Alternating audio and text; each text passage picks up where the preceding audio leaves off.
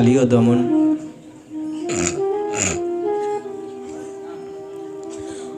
অনন্ত কোটি ব্রহ্মাণ্ডের অধীশ্বর পরমেশ্বর ভগবান শ্রী গোবিন্দ গ্রীষ্মের প্রচণ্ড তাপদাহের দিনে তার শাখাবৃন্দ এবং গোবৎসগুলো নিয়ে গোচারণে গিয়েছেন।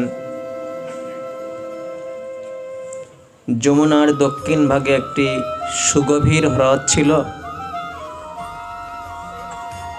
সেই হ্রদের নিকটবর্তী স্থানে এই হ্রদটির নাম ছিল কালীয় হ্রদ। এই হ্রদের মধ্যে কালীয় নামের একটি বিষধর সর্প, যার মস্তকে ছিল অসংখ্য বিষপূর্ণ ফণা। এই কালীয় নাগ জল স্তম্ভন বিদ্যা প্রয়োগ করে হ্রদের তলদেশে বাস করত সপরিবারে। কালীয় হ্রদের জল ছিল বিষ বাষ্পে পরিপূর্ণ। এত বিষাক্ত ছিল কালীয় নাগ এই হ্রদের জলকে এত বিষাক্ত করে রেখেছিল, সেখান থেকে সবসময় বিষের ধোঁয়া উঠত, বিষের ধোঁয়া উঠত। এবং উপর দিয়ে কোনো পাখি উড়ে যেতে গেলে অচেতন হয়ে তৎক্ষণাৎ মৃত্যুবরণ করত, পড়ে যেত। এবং কালীয় হ্রদের নিকটবর্তী স্থানে কোনো লতা গুল্ম বৃক্ষ কিছুই বেঁচে থাকতে পারত না, কয়েক যোজন এলাকা পর্যন্ত। ভগবান শ্রী গোবিন্দ সেদিন গোবৎস নিয়ে এবং শাখাবৃন্দ নিয়ে সেখানেই গিয়েছেন গোচারণে। গ্রীষ্মের প্রখর তাপে শাখাবৃন্দ পিপাসার্ত হয়েছেন, গোবৎসগুলো পিপাসার্ত হয়েছে, তাই জলের পিপাসায় কাতর হয়ে ওই বিষাক্ত হ্রদের জল পান করলেন। সঙ্গে সঙ্গে তারা অচেতন হয়ে মৃতবৎ ঢলে পড়লেন। ভগবান শ্রী গোবিন্দ পেছনে ছিলেন। তিনি তাদের নিকটে গিয়ে যখন দেখতে পেলেন এই দশা, তিনি তাদের উপরে অমৃত বর্ষিণী দৃষ্টি নিক্ষেপ করলেন, যার দৃষ্টিতে অমৃত ঝরে পড়ে। আমাদের প্রত্যেকটি প্রত্যঙ্গের কাজ ভগবানের সবকটি প্রত্যঙ্গই করতে পারে। আমি যেমন চোখ দিয়ে ছাড়া দেখতে পারি না, হাত দিয়ে বা কান দিয়ে দেখতে পারি না, ভগবানের প্রত্যেকটি প্রত্যঙ্গ দেখতে পাই। আমি যেমন মুখ দিয়ে ছাড়া খেতে পারি না, ভগবানের প্রত্যেকটা প্রত্যঙ্গ দিয়ে তিনি খেতে পারেন। ভক্ত যখন ভোগের পসরা সাজিয়ে ভগবানের সম্মুখে দেন, তখন ভগবান সেদিকে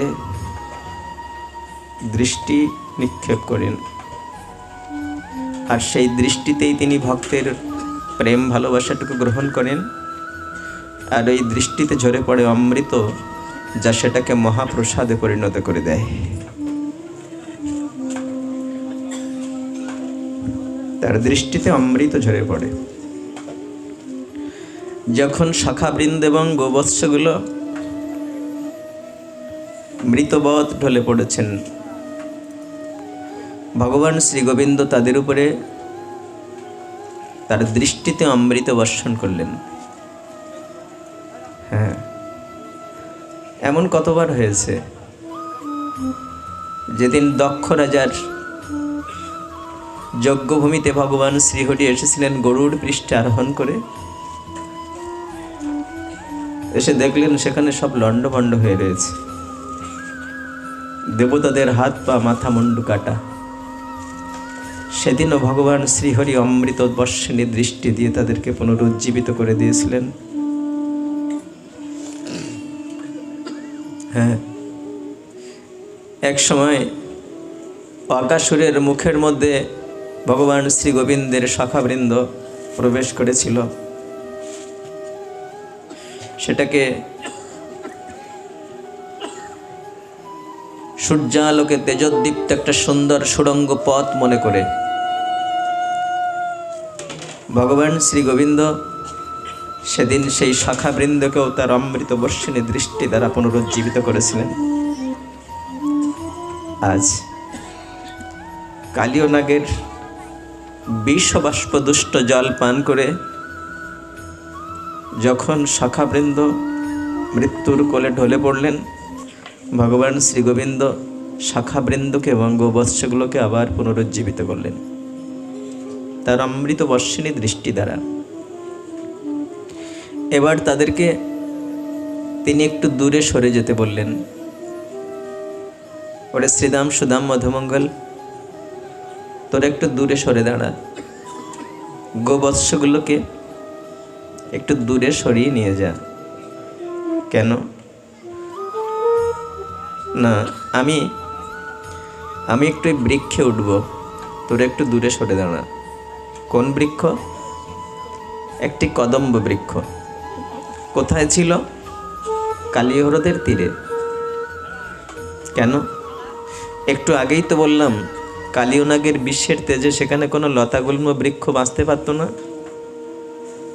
তাহলে একটা বৃক্ষ বেঁচেছিল কেন? বলছেন ওই বৃক্ষে অমৃতের পরশ পড়েছিল, তাই। এক সময় বিনতার পুত্র গরুড় তার মায়ের দাসিত্ব দশা থেকে মোচনের জন্যে দেবলোক থেকে অমৃত নিয়ে যাচ্ছিলেন নাগলোকে। যাওয়ার সময় তিনি শ্রান্ত ক্লান্ত হয়ে কিছুক্ষণ বিশ্রাম নিয়েছিলেন ওই কদম্ব বৃক্ষের শাখায় আরোহণ করে। সে সময় অমৃত ভাণ্ডারের পরশ পড়েছিল ওই কদম্ব বৃক্ষের শাখায়। তাই কদম্ব বৃক্ষটা অমৃতের পরশ পেয়ে বহুকাল জীবিত হয়ে আছে। আজ এখানে আপনারা এসেছেন ভাগবত কথা শ্রবণ করতে, আসছেন এই 7টি রজনী ধরে, কিন্তু সামনে যাকে বসিয়ে রেখেছেন সে ভাণ্ডারে রয়েছে বিষ। আর বিষের ভাণ্ডার থেকে তো বিষ উদ্গীরণ হয়। বিষের ভাণ্ডারে অমৃত আসবে কোথা থেকে? এই জন্যে যদি এই বিষ ভাণ্ডার থেকে বিষ উদ্গীরণ হয় আপনারা সইতে পারবেন? আপনাদের ক্ষতি হবে না? না, হবে না। এই জন্যে মাঝে মাঝে আপনাদের দেহবৃক্ষে নামামৃতের পরশ দেওয়া হচ্ছে। মাঝে মাঝে আপনাদের ভক্তিমাখা বদন থেকে, ভক্তিমাখা অন্তঃকরণ থেকে মাঝে মাঝে আমার মতো পাপিষ্ঠের এই বিষ বাষ্পে যার ভাণ্ডারটা পরিপূর্ণ, তাকেও পবিত্র হতে হচ্ছে আপনাদের বদন নিঃসৃত হরিনাম মহামন্ত্র আস্বাদন করে। বলুন একবার, হরে কৃষ্ণ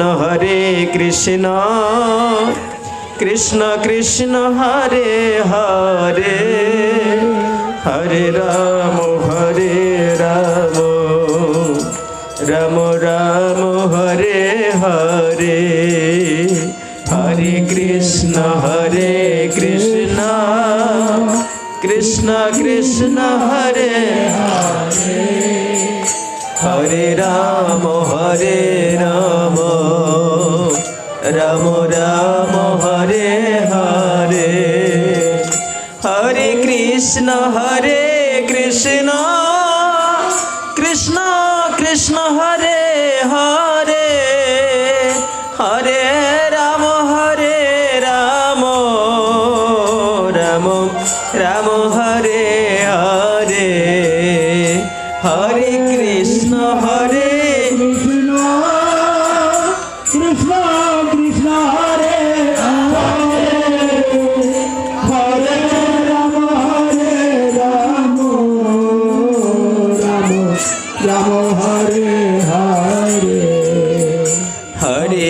কৃষ্ণ হরে কৃষ্ণ কৃষ্ণ কৃষ্ণ হরে হরে হরে রাম রাম রাম হরে হরে হরে কৃষ্ণ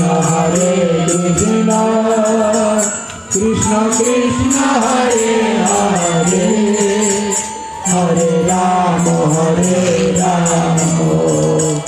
রাম রাম হরে প্রেম से बोलুন রাধে রাধে জয় জয় শ্রী রাধে।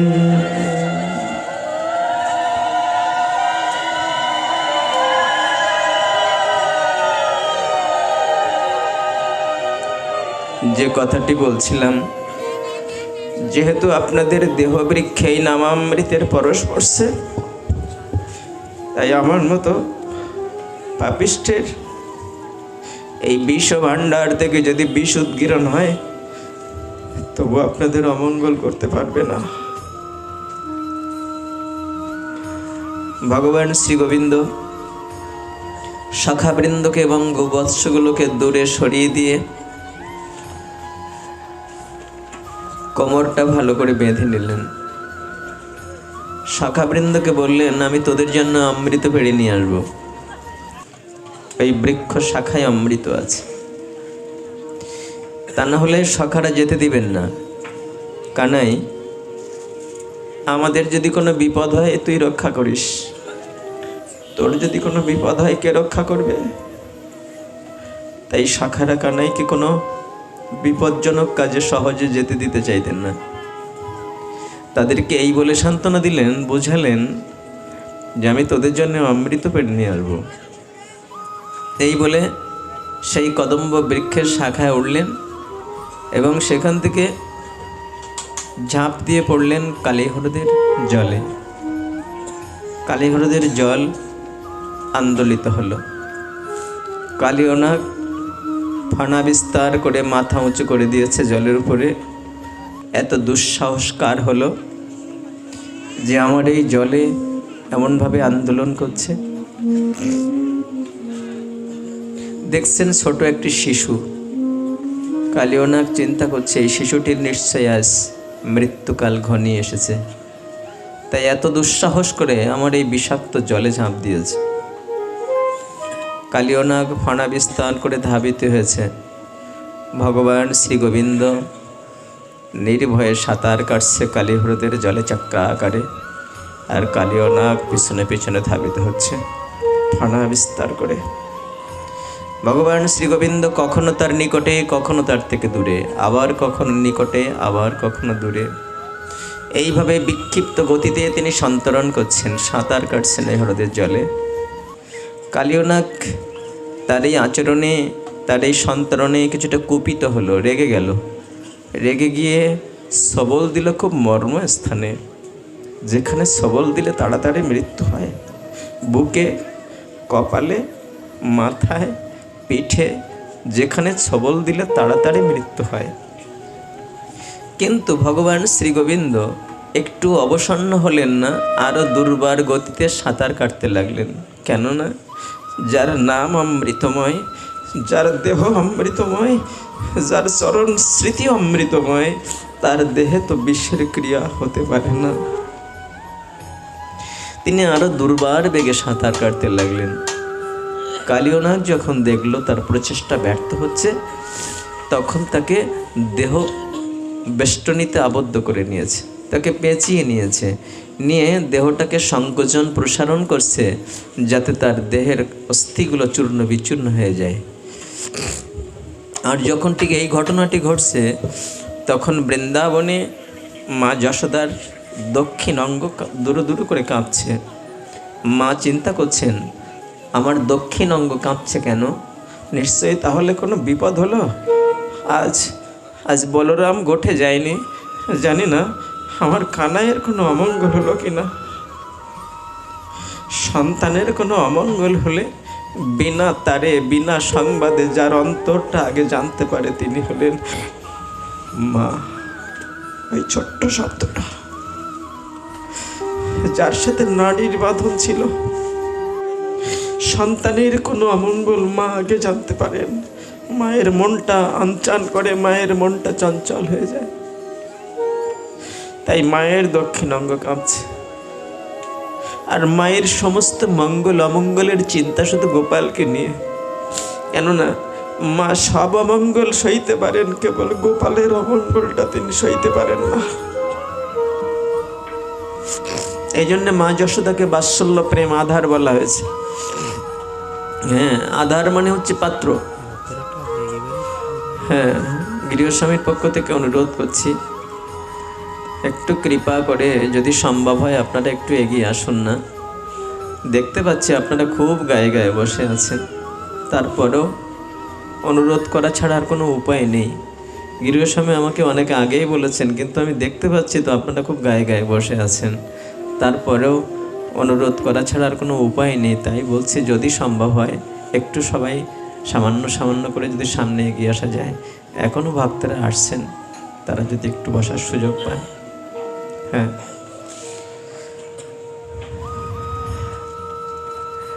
কালীনাগ যখন ভগবান শ্রী গোবিন্দকে দেহবেষ্টনীতে আবদ্ধ করে নিয়েছেন, তখন মা যশোদার দক্ষিণ অঙ্গ কাঁপছে আর নন্দ বাবার বাম অঙ্গ কাঁপছে। নন্দ বাবা বুঝতে পেরেছেন নিশ্চয়ই কোনো বিপদ হচ্ছে, কোনো অমঙ্গল হবে হয়তো।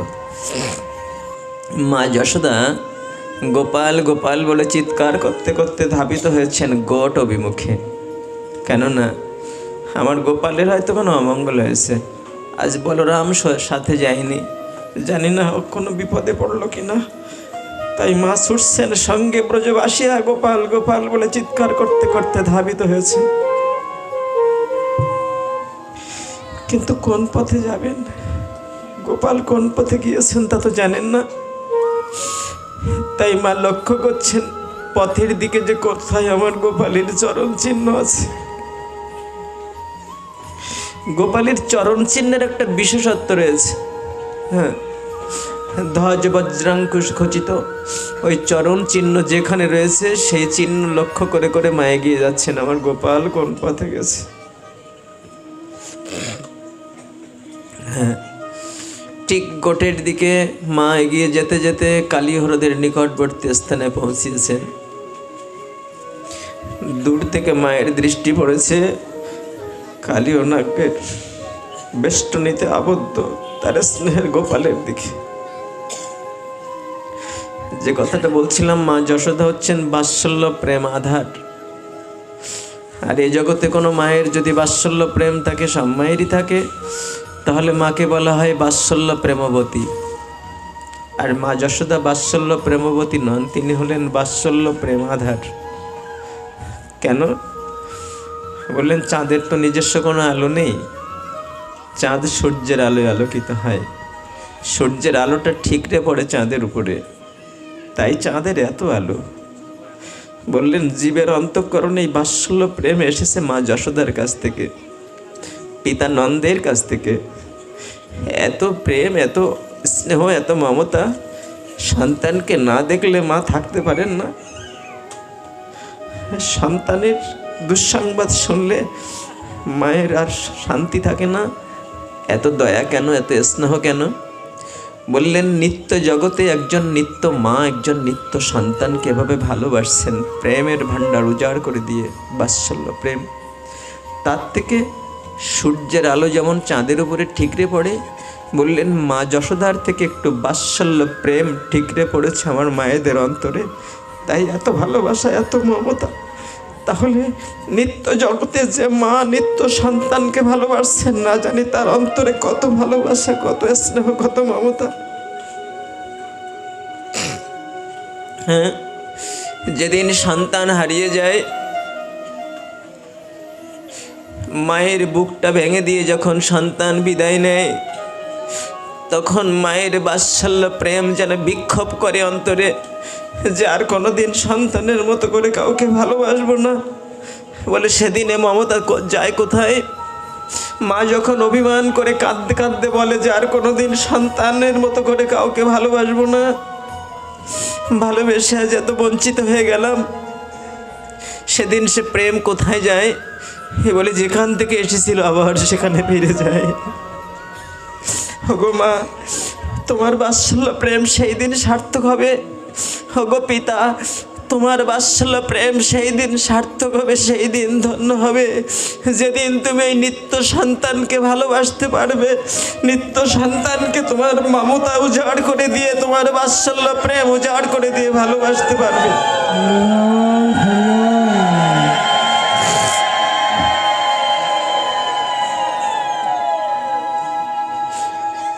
সেদিন তোমাদের বাৎসল্য প্রেম পূর্ণতায় রূপ নেবে। যতক্ষণ এই নিত্য সন্তানকে ভালোবাসতে না পারবে, ততদিন ওই বাৎসল্য প্রেম তোমার অপূর্ণ থেকে যাবে, অপূর্ণ থেকে যাবে। হ্যাঁ, পুত্র হারিয়ে গোবিন্দ ঘোষ কাঁদছেন। একটা মাত্র পুত্র কেড়ে নিয়েছে, তাই গোবিন্দ ঘোষ কাঁদছেন। আর তার সেবিত বিগ্রহ গোপীনাথকে বলছেন, গোপীনাথ, আর তোমার সেবা দেব না, আর তোমার সেবা দেব না। এত নিষ্ঠুর তুমি, সব কেড়ে নিলে, স্ত্রী কেড়ে নিলে, একমাত্র পুত্র ছিল তাকে কেড়ে নিলে, আর তোমার সেবা দেব না। তাই কাঁদতে কাঁদতে উপবাস রয়েছে। একদিন কেটে যায়, 2 দিন কেটে যায়, 3 দিন কেটে যায়, কিচ্ছু খাওয়া নেই, রান্না নেই, ভগবানের সেবাও দিচ্ছেন না। তাই এক সময় গোপীনাথ এসে স্বপ্নে দেখা দিয়ে বলছেন, গোবিন্দ, গোবিন্দ রে, আমাকে খেতে দিবি না? গোপীনাথ তুমি? হ্যাঁ, খুব খিদে লেগেছে রে, খেতে দিবি না?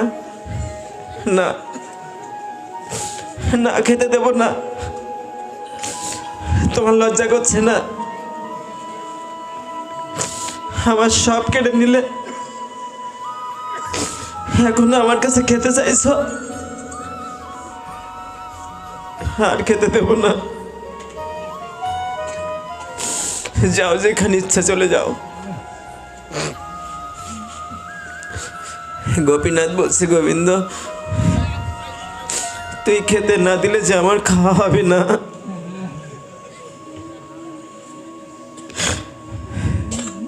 ওরে শোন, কারোর যদি 2টো ছেলে থাকে, একটা ছেলে যদি মরে যায়, আর একটা ছেলেকে সে না খাইয়ে মেরে ফেলে। গোবিন্দ বলছেন, কি বলতে চাইছো তুমি? বলছেন, ওরে তোর একটা ছেলে মরে গেছে, আর একটা ছেলে আমি তো এখনো আছি রে।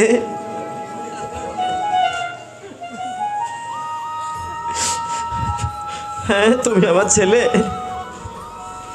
হ্যাঁ রে, আমি তোর ছেলে রে, আমি তোর ছেলে। আমি যেদিন মরে যাবো সেদিন তুমি আমার শ্রাদ্ধ পিণ্ড করবে। হ্যাঁ, হ্যাঁ গোবিন্দ, আমি কথা দিচ্ছি, আমি তোর শ্রাদ্ধ পিণ্ড করবো রে। হ্যাঁ, জানিস, তোর ছেলে যদি বেঁচে থাকতো, তাহলে যতদিন তোর ছেলে বাঁচত ততদিন তোর শ্রাদ্ধ পিণ্ড করতো, শ্রাদ্ধ পিণ্ড দিত। কিন্তু আমি কতদিন দেব জানিস? যতদিন জগৎ টিকে থাকবে ততদিন আমি তোর শ্রাদ্ধ পিণ্ড দিয়ে যাব।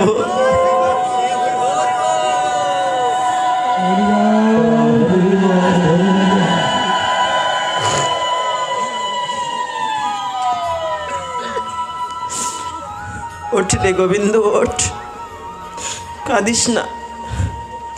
এই জগৎ সংসারের সময় হলে একদিন সবাই চলে যায়। পুত্র দারাপ্ত বন্ধুনাং সঙ্গম পান্থ সঙ্গম অনুদেহং বিষয়ন্ততে স্বপ্নে নিদ্রা অনুগ যথা। ওরে, এই পিতা মাতা ভাই বোন পুত্র পরিজন আপনজন, এদের সাথে এই আত্মীয়তার সম্বন্ধ ওই যাত্রী ছাউনিতে বসে ক্ষণিকের পরিচয়ের মতো। যখন পথে চলি, কোথাও যাই ভ্রমণে, তো একটু যাত্রী ছাউনি থেকে অপেক্ষা করি, যতক্ষণ গাড়ি না আসবে ততক্ষণ সেখানে বসে থাকা। তো সেখানে কত পথিকের সাথে পরিচয় হয় ক্ষণিকের মধ্যে, কতজনের সাথে একটু আন্তরিকতা গড়ে ওঠে, কিন্তু সেই আন্তরিকতা, সেই পরিচয়, সেই মমতা কতক্ষণ থাকে? যতক্ষণ ঠিকানায় পৌঁছে যাওয়ার গাড়িটা না আসে ততক্ষণ। সবার গাড়ি তো একই সময় আসে না, আর সবাই তো একই জায়গায় যায় না। যার গাড়িটা যখন আসে সে তখন চলে যায়, চিরজনমের মতো তার সাথে আর কোনোদিন দেখা নাও হতে পারে।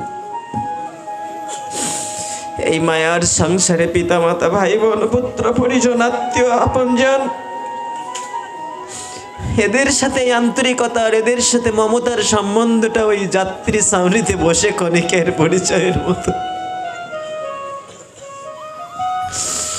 যার ঠিকানার গাড়িটা যখন আসবে সে তখন চলে যাবে, চিরজনমের মতো তার সাথে আর কোনোদিন দেখা নাও হতে পারে। এই জন্যে যতদিন এই পরিচয়ের সম্বন্ধ ধরে আসি তার পাশে, আসি তার সাথে, ততদিন যদি তার একটু উপকার করতে চাই তাহলে বলি গোবিন্দ চরণে ধাবিত হওয়ার কথা বলি, কৃষ্ণ নাম গুণগান কীর্তন করার কথা বলি, গোবিন্দ চরণের দাসত্বকে অঙ্গীকার করার কথা বলি। তাহলে আমার দ্বারা তার উপকার হবে, তাহলে আমার দ্বারা তার কল্যাণ হবে। তা না হলে বুঝতে হবে যে আমার দ্বারা তার কোনো কল্যাণ হলো না। হ্যাঁ, স্বজন না শাশ্বত, রক্তের সম্বন্ধ থাকলেও আমি তার স্বজন হতে পারলাম না যদি আমার কোনো কথার দ্বারা, আমার কোনো আচরণের দ্বারা সে যদি গোবিন্দ ভক্তির পথে ধাবিত হতে না পারে। গোবিন্দ উঠে রান্না করলেন, আবার গোপীনাথকে সেবা দিলেন। এক সময় গোবিন্দ ঘোষের দিন ফুরিয়ে এলো। তিনি যখন দেহ রাখলেন, তিনি দেহ রাখার পরে গোপীনাথ পূজারী ঠাকুরকে স্বপ্নাদেশ করলেন যে আমাকে গুরুদশা বরণ করিয়ে দাও। পিতা মাতা মারা গেলে সন্তান যে গুরুদশা বরণ করে, যে বসন পরিধান করে, আমাকে সেই বসন পরিয়ে দাও। আমার পিতা দেহ রেখেছে। গোপীনাথকে সেই গুরুদশার বসন পরানো হয়েছিল। যেদিন শ্রাদ্ধের দিন উপস্থিত হয়েছিল সেদিন বলেছিল যে আমি শ্রাদ্ধ পিণ্ডদান করব।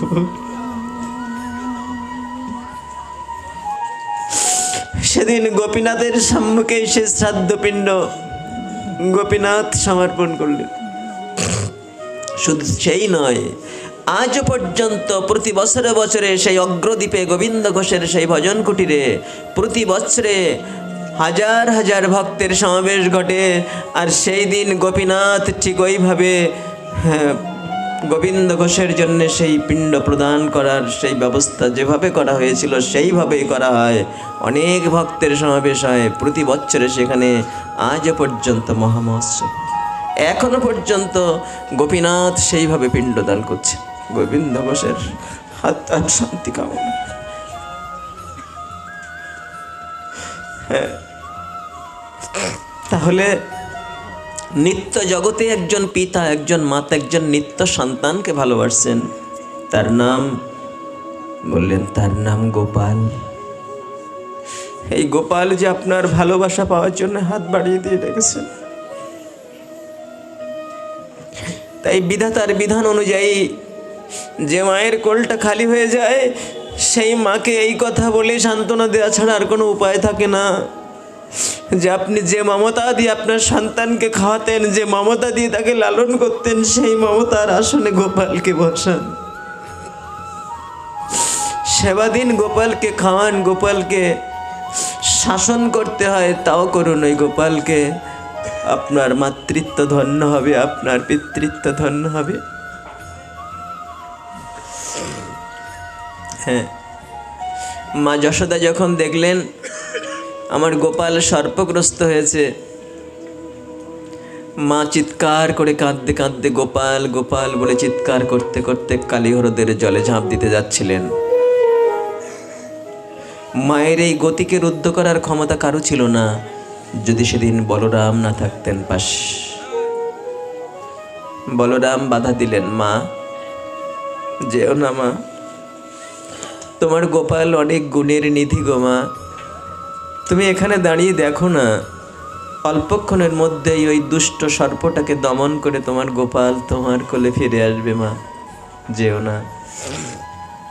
এভাবে সমস্ত ব্রজবাসীদেরকে এবং মা যশোদাকে বলরাম রক্ষা করলেন, ঝাঁপ দিয়ে পড়তে দিলেন না হ্রদের জলে। ব্রজবাসীগণ কাঁদতে কাঁদতে বলতে লাগলেন, প্রয়োজন হলে যমুনার জলে প্রাণ বিসর্জন দেব, তবে গোপাল না নিয়ে ফিরে যাব না। এদিকে গোপাল কালিয়নাগের দেহ বেষ্টনীতে আবদ্ধ। তিনি কি করছেন, কালিয়নাগকে জানাতে চাইছেন, কালিয়নাগ তুই এতক্ষণ আমাকে কষ্ট দিয়েছি, কিন্তু আমি মেনে নিয়েছিলাম, এখন আর মেনে নেব না, কেননা তুই কাঁদিয়েছিস আমার ভক্তকে, তুই কাঁদিয়েছিস আমার ব্রজবাসীদেরকে। এতক্ষণ আমার কষ্ট আমি মেনে নিয়েছিলাম, কিন্তু আমার ভক্তের কষ্ট আমি মেনে নিতে পারি না, এবার তোকে দমন করব। ওগো চন্দ্র সূর্য গ্রহ নক্ষত্র তোমরা সাক্ষী থেকো, এই দুষ্ট সর্পটা এতক্ষণ আমাকে বিষাক্ত ছবল দিয়ে জর্জরিত করেছে, আমি কিছু বলিনি, কিন্তু এখন আমার ভক্তের চোখের জল ঝরিয়েছে, আমার ভক্তকে কাঁদিয়েছে, তাই একে আমি শাসন করছি। ভগবান শ্রীগোবিন্দ সর্বপ্রথমে দেহটাকে স্ফীত করলেন, পরেক্ষণে আবার সংকুচিত করে নিয়ে দেহ বেষ্টনী থেকে বের হয়ে গেলেন। বাম হাত দিয়ে মাথাটা চেপে ধরে মাথার উপরে দাঁড়িয়ে নবকিশোর নটবর শ্যাম সুন্দর অপরূপ নয়ন ভঙ্গিতে নৃত্য করতে লাগলেন। দেবতারা পুষ্পবৃষ্টি করতে লাগলো, জয় জয় ধ্বনি হতে লাগলো।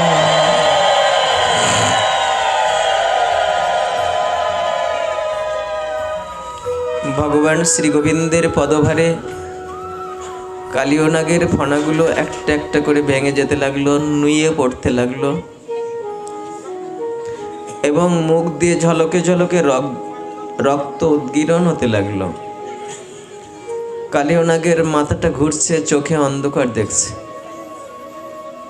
চিন্তা করছে কে আমার মাথার উপরে। দেখেছিলাম একটা ছোট শিশু, কিন্তু মনে হচ্ছে দেহটা পর্বতের থেকেও ভারী। কে গো তুমি? তুমি তো সামান্য শিশু নও, আমার এত বিষাক্ত ছবল সহ্য করে তুমি এখনো বেঁচে রয়েছো, নিশ্চয়ই তুমি সাধারণ শিশু নও। আমার মনে হচ্ছে নিশ্চয়ই তুমি পরম দয়ালু, কেননা এ জগতে যারা দুর্বল হয় তারা সবলের অত্যাচার সহ্য করে, কিন্তু যারা সবল হয় তারা কখনো দুর্বলের অত্যাচার সহ্য করে না। নিশ্চয়ই তুমি সবল, তা না হলে এতক্ষণ আমাকে কষ্ট দিতে পারতে না। তুমি আমার মাথার ফণাগুলো ভেঙে দিয়েছো, মুখ দিয়ে ঝলকে ঝলকে রক্ত উঠছে, কিন্তু তুমি এতক্ষণ কেন আমার সবলের যন্ত্রণা সহ্য করলে? এ জগতে যারা সবল হয়ে দুর্বলের অত্যাচার সহ্য করে নিশ্চয়ই তিনি পরম দয়ালু হন। তো এমন দয়ালু কে হতে পারে যে আমার কাছ থেকে সে কষ্ট পেয়েও আমাকে এতক্ষণ ক্ষমা করেছে? নিশ্চয়ই তুমি যদি আমাকে ক্ষমা না করতে, তাহলে আমার মস্তকটাকে তুমি পদাঘাতে চূর্ণ বিচূর্ণ করে দিতে পারতে। আমার মনে হচ্ছে সে ক্ষমতা তোমার রয়েছে, কিন্তু তুমি আমার মস্তকটা কেন চূর্ণ করে দিলে না? এতক্ষণ তোমার চরণের কোমল পরশ বুলিয়ে দিয়ে আমার মাথার উপরে তুমি কেন সন্তরণে নৃত্য করছো অতি সাবধানে? হ্যাঁ, নৃত্য করছেন যার নয়ন ভঙ্গিতে চন্দ্র সূর্য নৃত্য করে, যার চরণ ধুলি পাওয়ার জন্য শ্মশানে মশানে ভোলা মহেশ্বর শিব ঠাকুর নৃত্য করে, যাকে পাওয়ার জন্য সৃষ্টিকর্তা ব্রহ্মা ধ্যান করে। আজ তিনি নৃত্য করছেন এই কালিয়নাগের মস্তক উপরে। তাই কালিয়নাগ ভাবছেন এমন দয়ালু কে হতে পারে? ও মনে পড়েছে, বহুকাল পূর্বে এক সময় একজন পরম দয়ালুর কথা শুনেছিলাম। আমার স্ত্রীরা আমার কাছে একজন দয়ালু, পরম দয়ালুর কথা বলতো, তার নাম নাকি কৃষ্ণ। আজ আমার মনে হচ্ছে সেই পরম দয়ালু কৃষ্ণ আমার মাথার উপরে। কিন্তু আমার স্ত্রীরা যেদিন ওই কৃষ্ণ কথা আমাকে বলতো, আমি ভক্তি ভরে শুনতাম না। কেননা আমার সেদিন রূপ ছিল, যৌবন ছিল, আমার সেদিন বয়সের তারুণ্য ছিল, আমার শক্তি ছিল, সামর্থ্য ছিল, সংসারের সুখ ভোগের তীব্র উন্মাদনা ছিল, আমার ছিল অহংকার, অভিমান। এই দেহ অভিমানে অভিমানী হয়ে আমি সেদিন কৃষ্ণ কথা তারা বললেও আমি ভক্তি ভরে শুনতাম না। আজ মনে হচ্ছে সেই পরম দয়ালু কৃষ্ণ আমার মাথার উপরে। হ্যাঁ, আমাদেরও দেহে যতদিন শক্তি সামর্থ্য থাকে, যতদিন রূপ যৌবন থাকে, যতদিন বয়সের তারুণ্য থাকে, দেহের অভিমান থাকে, রূপ যৌবনের অহংকার থাকে, ততদিন কৃষ্ণ কথা ভক্তি ভরে শুনতে মন চায় না। যেদিন আঘাত পেতে পেতে যন্ত্রণায় জর্জরিত হয়ে যায়, সেদিন কৃষ্ণ কথা ভালো লাগে, সেদিন গোবিন্দ কথা ভালো লাগে। কালিয়নাগ আজ সেটা স্মরণ করছেন যে আমার স্ত্রীর একসময় আমার কাছে বলতো কৃষ্ণ কথা, কিন্তু সেদিন ভক্তি ভরে শুনতাম না।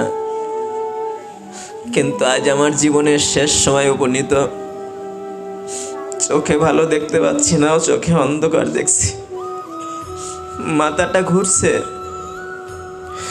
আর তো কৃষ্ণের চরণে ভক্তি ভরে প্রণাম করতে পারবো না। কিন্তু সেই কৃষ্ণ কথা আমার এখনো মনে আছে। ভক্তি ভরে শুনিনি, কিন্তু মনে আছে। কেন মনে আছে? ভাগবতের আচার্যগণ বললেন, মরুভূমিতে যদি কোনো বীজ ফেলে রাখা হয়, একদিন রোদে শুকিয়ে শুকিয়ে ওই বীজটা অঙ্কুরোদ্গম ক্ষমতা হারিয়ে ফেলে, ওই বীজ থেকে আর চারা গজায় না। কিন্তু কৃষ্ণ কথার বীজ যদি ভক্তিহীন শ্রদ্ধাহীন কোনো মরুভূমির মতো শুষ্ক অন্তঃকরণেও যদি প্রথিত করা যায়, তবুও বীজ নষ্ট হয় না, বীজের কার্যকারিতা অক্ষুণ্ণ থাকে। কেন? বললেন ওই কৃষ্ণ কথা নামক বীজের সাথে মিশানো থাকে কৃষ্ণ ভক্তের শুভেচ্ছা নামক ঔষধ।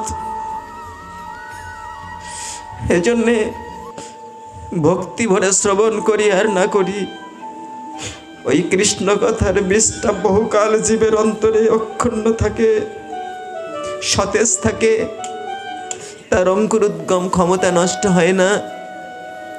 এক সময় ওই বীজ থেকে চারা গজিয়ে তাকে প্রেম ভক্তির রাজ্যে গোবিন্দ চরণে ফিরে নিয়ে যেতে পারে। এটা কি করে হয়? হ্যাঁ, বললেন কৃষ্ণ ভক্তের শুভেচ্ছা নামক ঔষধ থাকে ওই বীজের সাথে মেশানো। কোনো কৃষ্ণ ভক্ত যখন কৃষ্ণ কথা বলেন, তখন তার সাথে শুভেচ্ছা মেশানো থাকে। আমি তো কৃষ্ণ ভক্ত নই বাবা, আমার মধ্যে ভক্তি নেই, শ্রদ্ধা নেই, জ্ঞান নেই, জ্ঞানহীন ভক্তিহীন পাষাণ। তবে আপনারা যখন কৃপা আদেশ করে আসনে বসান, কৃষ্ণ কথা বলতে গিয়ে গোবিন্দ চরণে, রাধা মাধবের চরণে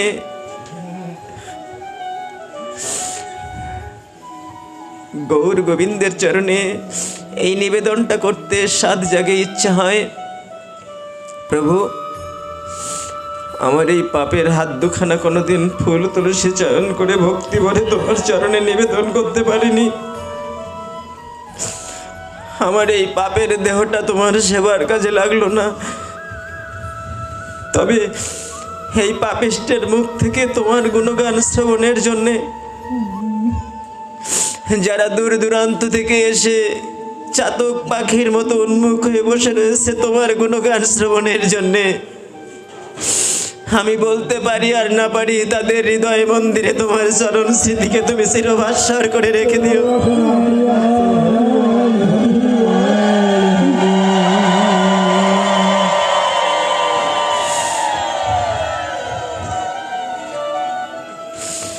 তোমার গুণগান শ্রবণ করতে করতে যদি কোনো প্রেমবান ভক্তের দু চোখ থেকে দু ফোঁটা অশ্রু গড়িয়ে পড়ে, এই প্রেম অশ্রুকে প্রভু তোমার চরণ সেবার অর্ঘ্য করে তুমি অঙ্গীকার করে নিও। জানি না আমার মতো পাপিষ্টের পাপ মুখের এই কথাটা গৌর গোবিন্দের রাতুল চরণে ঠাঁই পাবে কিনা।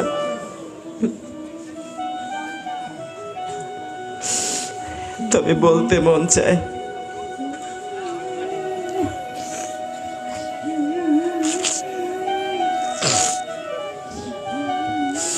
কালীয় নাগ আজ স্মরণ করছে। আমার স্ত্রীরা আমার কাছে বহু পূর্বে বলেছিল কৃষ্ণ কথা, আজ বুঝি সেই কৃষ্ণ আমার মাথার উপরে। কিন্তু আমার জীবনের শেষ সময় সমাগত, আমি তো আর তাকে ভক্তি বলে প্রণাম করতে পারবো না। ঠিক সেই সময় কালীয় নাগের সহধর্মিনীরা এসেছেন সন্তানগুলোকে সাথে করে নিয়ে, এসে গোবিন্দ চরণে প্রণাম করছেন। নমস্তুভ্যং ভগবতে পুরুষায় মহাত্মনিম ভূতাবাসায় ভূতায় পরায় পরমাত্মনে। নমো কৃষ্ণায় রামায় বাসুদেবায় সুতায় চ প্রদ্যুম্নায় অনুরুদ্ধায় সত্যতাং পতয়ে নমঃ। হে গোবিন্দ, তোমার চরণে প্রণাম জানাই, তুমি আমাদের প্রণাম গ্রহণ করো। অনুগ্রহং ভবত কৃতহীন দণ্ড শতং তে খলু কলমশপহ যদ্দন্দ সুকত্তমমুষ্য দেহিন ক্রোধয়োপি তে অনুগ্রহ এব সম্মতা। হে গোবিন্দ, আমাদের স্বামী দেবতার মাথার ফণাগুলো ভেঙে দিয়ে তুমি দয়া করেছ, তুমি অনুগ্রহ করেছ। হ্যাঁ, স্বামীর মৃত্যু হচ্ছে, তার স্ত্রীরা বলছে তুমি অনুগ্রহ করেছ। তাহলে কি তারা কি চেয়েছিলেন স্বামীর মৃত্যু হোক? না, না, তা চাননি। তাহলে স্বামী বিপদগ্রস্ত, আর তারা কেন বলছে গোবিন্দ তুমি দয়া করেছ? বললেন তার কারণ হচ্ছে গোবিন্দ, তুমি যাকে শাস্তি দাও তার বহু জন্মের সঞ্চিত পাপরাশির প্রক্ষালন হয়ে যায়। আমাদের স্বামী দেবতা ক্রূর দেহ নিয়ে সর্পকুলে জন্মগ্রহণ করেছে, আজ তোমার চরণের কৃপা পেয়ে তার বহুকালের সঞ্চিত পাপরাশি প্রক্ষালন হয়ে গেল। তুমি যাকে শাস্তি দাও তার পাপরাশি নষ্ট হয়ে যায়, বহুকালের সঞ্চিত পাপ। এজন্যে তোমার চরণের প্রহার করে তুমি অনুগ্রহ করেছো। অনুগ্রহে ভবত কৃতম এই ন দণ্ড শতাং তে খৌলু কলমশাপ। এই খল দেহধারী আমাদের স্বামী দেবতা খল দেহ নিয়ে জন্মগ্রহণ করেছে, তার সমস্ত কলুষতাকে আজ তুমি চরণের আঘাত দিয়ে নষ্ট করে দিয়েছো। তপসু তপ্তং কি মনে ন পূর্বং নিরস্ত মানে নো চমানুদেন ধর্ম অথবা সর্বজন অনুকম্পায়া ভবাগস্তুষ্যতি সর্বজীব। হে গোবিন্দ, আমাদের স্বামী দেবতা এই ক্রূর দেহ নিয়ে জন্মেছে, সে এত কি পুণ্য করেছিল যে তোমার চরণের কৃপা হাসি মস্তকে পেয়েছে। তপসু তপ্তং কি মানে ন পূর্বং নিরস্ত মানে ন চ মানুদেন। নিশ্চয়ই সে কোনো পূর্বের জন্মে কঠিন তপস্যা করেছিল, না হয় নিজে মান শূন্য হয়ে জগতের সবাইকে সম্মান দেখিয়েছিল। না হয় ধর্ম অথবা সর্বজন অনুকম্পায় ভবাংস্তস্যতি সর্বজীব, না হয় কোনো তীব্র ধর্মের সাধন করেছিল, অন্যথায় সমস্ত জীবের প্রতি দয়ার ভাব প্রকাশ করেছিল। এই জন্যে তোমার এই ব্রহ্মার বাঞ্ছিত চরণ মস্তকে পেয়েছে। নাক পৃষ্টং ন সর্বভৌমং ন পরপৃষ্টং ন রাসাধিপত্যম ন যোগ সিদ্ধির পুনর্ভবং বা বঞ্চন্তি যত পদরাজ প্রপন্নঃ। ন নাক পৃষ্টং ন সর্বভৌমং ন পরমিষ্টং ন রাসাধিপত্যম। হে গোবিন্দ, তোমার চরণের কৃপা যে একবার লাভ করে সে ব্রহ্মার পদ আর চায় না, সে ত্রিভুবনের রাজত্ব চায় না, স্বর্গ চায় না, মুক্তি চায় না, কোনো সম্পদ সে আর চায় না। একবার তোমার চরণের কৃপা যে লাভ করতে পারে। হে গোবিন্দ, আমাদের স্বামী দেবতার পরম সৌভাগ্য যে তোমার চরণ পেয়েছে। হে গোবিন্দ, তবে দুর্ভাগ্যটা কেবল আমাদের। স্বামী দেবতার ভাগ্য ভালো, আমাদের দুর্ভাগ্য। কেননা এতদিন স্বামী দেবতার সহধর্মিণী হয়েছিলাম, এতদিন স্বামী দেবতা ছিল তোমার প্রতি বিদ্বেষ পরায়ণ, আর যেদিন স্বামী দেবতার ওই অহংকারী মাথাটা তোমার চরণের তলায় অবনমিত করিয়েছে, ঠিক সেই দিন আমরা বিধবা হতে চলেছি। কেননা কৃষ্ণ ভক্ত স্বামী নিয়ে তোমার চরণ সেবার করার সৌভাগ্য আমরা করতে পারিনি।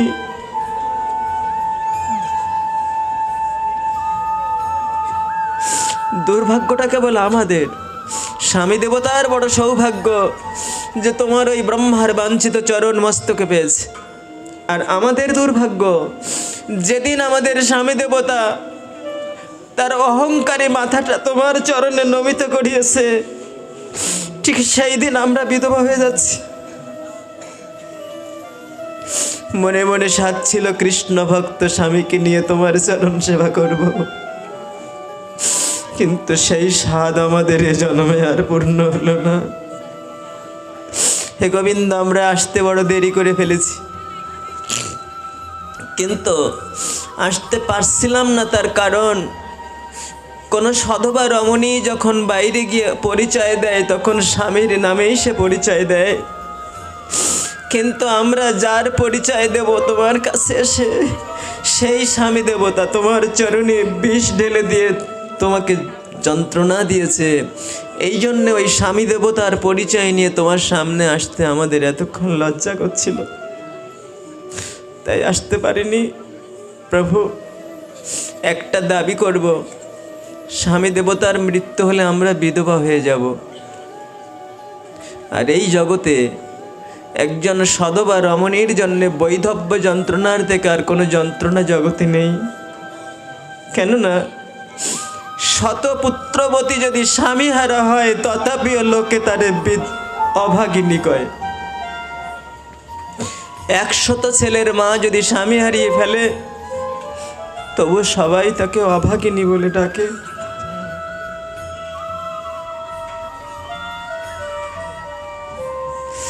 যেদিন ভগবান রামচন্দ্র বালিবধ করেছিলেন, সেদিন বালির সহধর্মিনী তারা দেবী বলেছিলেন, হে ভগবান রামচন্দ্র, আমার স্বামী তো তোমার কাছে কোনো অন্যায় করিনি, তুমি আমার স্বামীকে পিছন দিক থেকে এসে ধনুর্বাণ দিয়ে কেন বিদ্ধ করলে? আমার স্বামীকে হত্যা করলে কেন? কি অন্যায় করেছে আমার স্বামী তোমার কাছে? সে তো যুদ্ধ করেছিল তার ভাইয়ের সাথে, সুগ্রীবের সাথে, তুমি ভগবান কেন পিছন থেকে এসে তাকে বধ করলে? ভগবান রামচন্দ্র বলেছিলেন, তোমার স্বামী কেন সুগ্রীবের স্ত্রী হরণ করেছে, তাই আমি তাকে বধ করেছি। ও এই কথা, আমার স্বামী তার ভ্রাতৃবধূকে হরণ করেছে তাই তুমি তাকে বধ করেছ? বেশ ভালো হয়েছে, বেশ তো ভালো হয়েছে, কিন্তু আমি কি অন্যায় করেছি? আমাকে বিধবা করলে কেন বলো?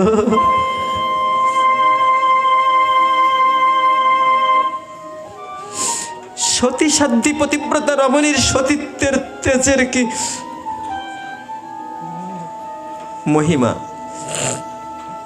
ভগবানের কাছে কৈফিয়ত চাইছেন, বলো আমি কি অন্যায় করেছি? আমার স্বামীর চরণে কি আমার ভক্তি শ্রদ্ধার কোনো ঘাটতি ছিল? তোমার চরণে কি আমার বিশ্বাস দুর্বল ছিল? তুমি কেন আমাকে বিধবা করলে? সেদিন ভগবান রামচন্দ্র বলেছিলেন, তারা দেবী তোমার পুত্র অঙ্গদ রাজা হয়েছে, তাকে রাজ সিংহাসনে বসাও, বসিয়ে তুমি রাজার মা হও। সেদিন তারা দেবী বলেছিলেন, ভগবান আমার পুত্র বড় হয়েছে বলে তুমি আমাকে সান্ত্বনা দিচ্ছ? 100 ছেলের মাও যদি স্বামীকে হারিয়ে ফেলে তাহলে সবাই তাকে অভাগিনী বলে। পুত্রকে মন্দ কথা বললে পুত্র রাগ করে, আর স্বামীকে মন্দ কথা বললে স্বামী চুপি চুপি হাসে।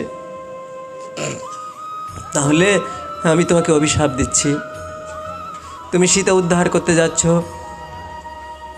সীতা উদ্ধার করবে বটে, কিন্তু আমাকে যেমন তুমি আমার স্বামীর সোয়ার থেকে বঞ্চিত করলে, তোমার থেকে তোমার সীতার বিচ্ছেদ হয়ে যাবে। ভগবান হয়েও সতী সাধ্বী পতিব্রতা রমণীর ওই সতীত্বের তেজকে তিনি মাথা পেতে নিয়েছিলেন। সতীত্বের তেজে দেওয়া অভিশাপকে সেদিন মাথা পেতে নিয়েছিলেন ভগবান শ্রী গোবিন্দ। যেদিন গান্ধারী দেবী বলেছিলেন, হে গোবিন্দ তুমি যেমন আমার পুত্রের মধ্যে আর ওই পাণ্ডবদের মধ্যে জ্ঞাতি হিংসা করিয়ে তুমি যেমন আমার পুত্রদেরকে সংহার করলে, আমি অভিশাপ দিচ্ছি তোমার ওই যদু বংশে এইরকম সব অংশে সংহার হবে, সব জ্ঞাতি হিংসা করে। হরি হরি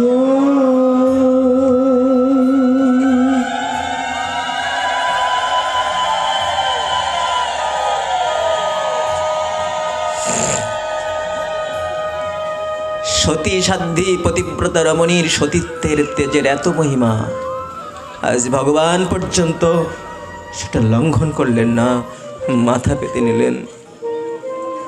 কালীয় নাগের পত্নীগণ বলছেন, হে গোবিন্দ আমাদের দুর্ভাগ্য যে স্বামীকে নিয়ে তোমার চরণ সেবা করতে পারলাম না।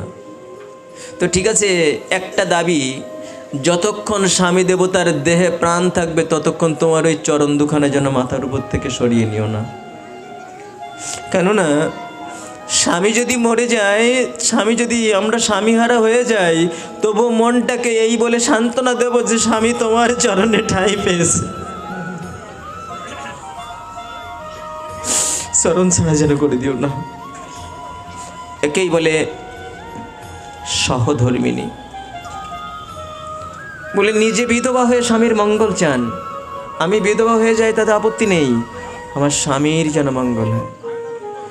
যখন এমনটা বললেন, ভগবান শ্রী গোবিন্দ তাদের পতিব্রতায় সন্তুষ্ট হয়ে তাদেরকে আশীর্বাদ করলেন, হে নাগপত্নীগণ তোমাদের পতিব্রতায় আমি সন্তুষ্ট হয়েছি, যাও যাও তোমাদের স্বামী দেবতার জীবন ভিক্ষা দিয়ে দিলাম। দীপং রমণকং হিত্তা হৃদমে তমবশ্রিতহম যদ ভয়াদ শশুপর্ণস্তদ নদ্দন্মত পাদুলাঞ্চিতম। কালিয়নাগ তুমি এখান থেকে চলে যাও। কোথায় যাব প্রভু? ওই রমণক দ্বীপে চলে যাও, এই হ্রদে তুমি থেকো না। এখানে আমার লীলাভূমি, আমার শাখাগণ বিচরণ করে, গোবৎসগুলো বিচরণ করে, তুমি এখান থেকে চলে যাও। তখন কালীয়নাগ বললেন, প্রভু এখান থেকে যেই বের হব সঙ্গে সঙ্গে গরুড় পাখি আমাকে আক্রমণ করবে, কেননা এই জায়গাটাতে আমি নির্ভয়ে থাকি। এখানে সৌভরী মুনির অভিশাপ রয়েছে যে গরুড় পাখি এখানে আসতে পারবে না, তাই আমি এই জায়গাটা থাকি। ভগবান শ্রী গোবিন্দ বললেন, কালীয়নাগ চিন্তা করতে হবে না, আমার চরণ চিহ্ন তোমার মাথায় এঁকে দিলাম, এই চরণ চিহ্ন দেখলে আর কখনো গরুড় তোমাকে আক্রমণ করবে না। ভগবান শ্রী গোবিন্দকে দিব্য বসন ভূষণে সুসজ্জিত করিয়ে তাকে পাদ্য অর্ঘ্য দিয়ে কালীয়নাগ মাথার উপরে করে তাকে পৌঁছিয়ে দিয়ে গেলেন মা যশোদার কোলে। হরে কৃষ্ণ কৃষ্ণ কৃষ্ণ হরে হরে, হরে রাম রাম রাম হরে হরে, হরে কৃষ্ণ কৃষ্ণ কৃষ্ণ হরে হরে হরে রাম রাম রাম হরে হরে হরে কৃষ্ণ কৃষ্ণ কৃষ্ণ হরে হরে হরে রাম রাম রাম হরে হরে